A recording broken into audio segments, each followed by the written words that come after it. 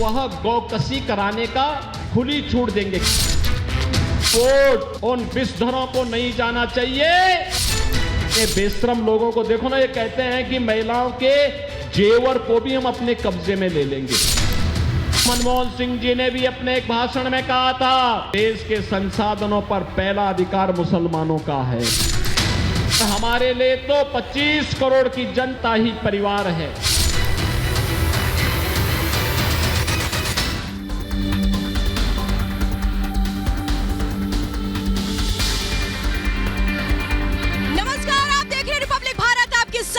Shweta Tripathi Indian political league लेकर के यहाँ सीधे संभल से आज दूसरे चरण का मतदान संपन्न हुआ और तीसरे चरण की अब तैयारी शुरू हो रही है जो 7 मई को है। और 7 मई को तीसरे चरण में जहां मतदान होगा उसमें अहम सीट संभल भी है। संभल की जनता क्या सोचती है, क्योंकि यहाँ पर यह कहा जा रहा है कि इस बार समाजवादी पार्टी, बीएसपी और बीजेपी की लड़ाई नहीं बल्कि 3 विधायकों की लड़ाई है, जिसमें 2 पूर्व विधायक हैं, एक मौजूदा विधायक है। और पहली बार ये इन तीनों में से जो भी चुनकर जाएगा वो पहली बार लोकसभा पहुंचेगा। तो कौन है वो जिसकी सिर पर यहाँ की जो जनता है वो ताज सजाएगी। लेकिन यहाँ की जनता सोचती क्या है, जनता जनार्दन इस वक्त हमारे साथ मौजूद है। मैं चाहूंगी कि अपने लिए भी ताली बजा दें।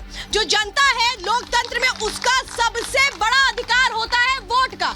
वोट से सरकार बनती है और सरकार देश को चलाएगी आगे। लेकिन यहाँ संभल के लोग किस तरह के विकास की उम्मीद करते हैं आज हम समझेंगे। बीजेपी से इस वक्त हमारे साथ कपिल सिंघल जी जुड़े हुए हैं। समाजवादी पार्टी से डॉक्टर रफीक अनवर हमारे साथ जुड़े हुए हैं, बहुत बहुत स्वागत है आपका। कांग्रेस के मोहम्मद आरिफ हमारे साथ जुड़े हैं, बहुत बहुत स्वागत है।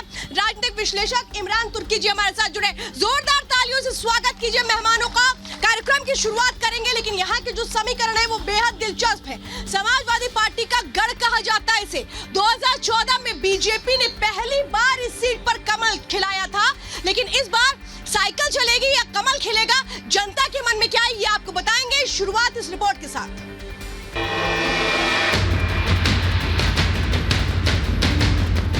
वह गौकशी कराने का खुली छूट देंगे। 17वीं लोकसभा के लिए दूसरे चरण का चुनाव आज संपन्न हो गया और उसी के साथ तीसरे चरण के लिए सभी राजनीतिक दलों ने अपनी जान फूंकनी शुरू कर दी।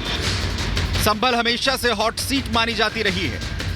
मुस्लिम बाहुल्य इस सीट पर इस बार चुनाव बेहद ही रोमांचक होने की उम्मीद है, क्योंकि जो भी कैंडिडेट यहां से जीतेगा वो पहली बार संसद पहुंचेगा।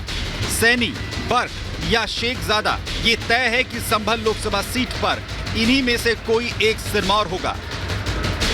राजनीतिक विश्लेषकों के मुताबिक संभल में 2024 का चुनाव 2014 के चुनावी संग्राम की तरह दिख रहा है, क्योंकि यहां पर 2014 के चुनाव में भी ठीक इसी तरह का ताना बाना बुना गया था और इसका फायदा बीजेपी को मिला था।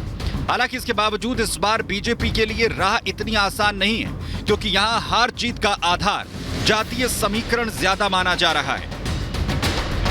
आधे से ज्यादा मुस्लिम आबादी वाले संभल में बीजेपी और सपा के बीच कड़ा मुकाबला है। मिशन 80 को पूरा करने के लिए संभल सीट को जीतना बेहद अहम है। यही कारण है कि योगी आदित्यनाथ खुद चुनावी पिच पर जोरों शोरों से जुटे हैं। वो आज संभल के बिलौरी पहुंचे, जहां उन्होंने इंडी गठबंधन पर जमकर हमला बोला, साथ ही कांग्रेस को गोकशी के मुद्दे पर घेरा। अरे इन बेशरम लोगों को देखो ना, भारत की आस्था के साथ कैसे खिलवाड़ कर रहे हैं। कह रहे हैं उनको खुली छूट देंगे। अरे कैसे हो सकता है, जिस गाय को हम माता मानते हैं, जिसको हमारा शास्त्र कहता है कि गाओ विश्वस्य मातरम, उस गौ माता को एक काटने के लिए देंगे कसाईयों को।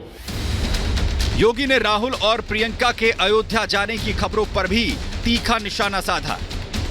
भाई और बहन दोनों अयोध्या दर्शन करने के लिए जाना चाहते हैं। जब इनकी सरकार थी तब कहते थे कि राम तो हुए ही नहीं, अयोध्या में रामलला को फिर से विराजमान कर दिया है और मंदिर भव्य बन गया है। अब कहते हैं राम तो सबके हैं।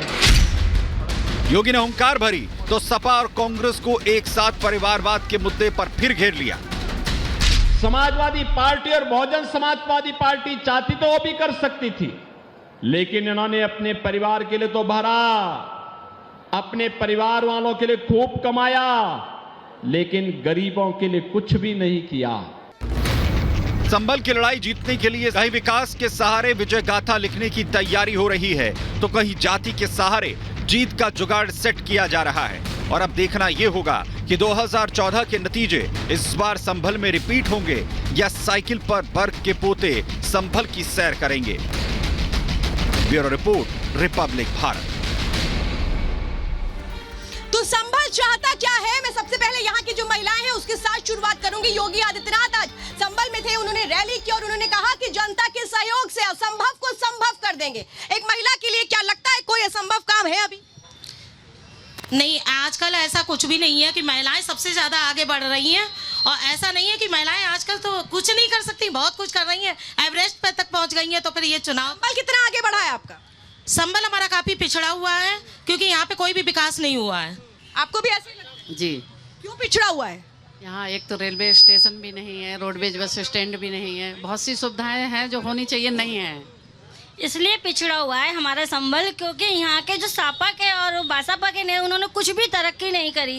अब हमारी मोदी योगी सरकार करेंगे, इसलिए हमारी सरकार बनेगी और संभल का विकास होगा। अपनी सरकार से मतलब आप कह रहे हैं बीजेपी की सरकार आएगी तब विकास होगा? तो मौजूदा सरकार, जो मौजूदा यहाँ के सांसद उन पर विश्वास नहीं हुआ, अभी तक कुछ नहीं हुआ है। कुछ क्या बोलूँ, मुस्कुराहट आपकी बहुत बता रही है, क्या चाहती हैं? हाँ, आनी चाहिए।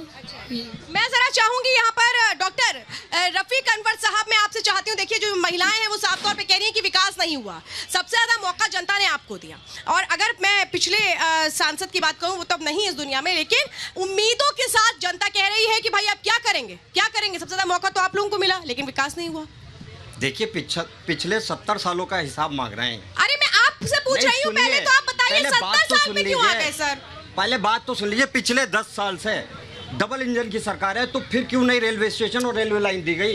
क्यों ना फिर रोडवेज दिया गया? हमारी सरकार ने पिछले 70 साल में मेडिकल कॉलेज देने का काम किया। एक मिनट सर, रुकिए, जिसकी बारी होगी वो बोलिएगा। रफीक जी, मैं एक स्पष्ट एक सवाल आपसे ये कर रही हूँ, देखिए वो मतदाता है, वो महिला मतदाता है, जब उन्होंने आपसे पूछा, क्योंकि आपके जो सांसद यहाँ से जाएंगे वो जनप्रतिनिधि होंगे, वो अगर उम्मीदें पूरी करेंगे तभी तो यहाँ का विकास होगा, वो आपसे पूछ रही हैं। आप 70 सालों के मतलब कांग्रेस, आप अपने सहयोगी पर सवाल उठा रहे हैं, वो आप आज गठबंधन में, उनके सवाल का स्पष्ट जवाब दीजिए ना।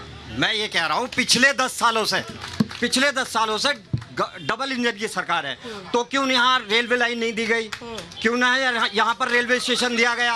और पिछले 10 सालों में, पिछले 70 सालों का जो हिसाब मांगते हैं ये बीजेपी वाले, जो पिछले 70 सालों में कांग्रेस ने किया है वो ये सब बेच रहे हैं। ये विकास की बात करते थे, विकास की बात करते करते ये हिंदू मुस्लिम पर आ गए। नहीं, मैं कहूंगी डॉक्टर रफीक, आप अभी भी स्पष्ट जवाब नहीं दे रहे, आप बीजेपी पर हमला करें और आप कांग्रेस पर भी हमला करें।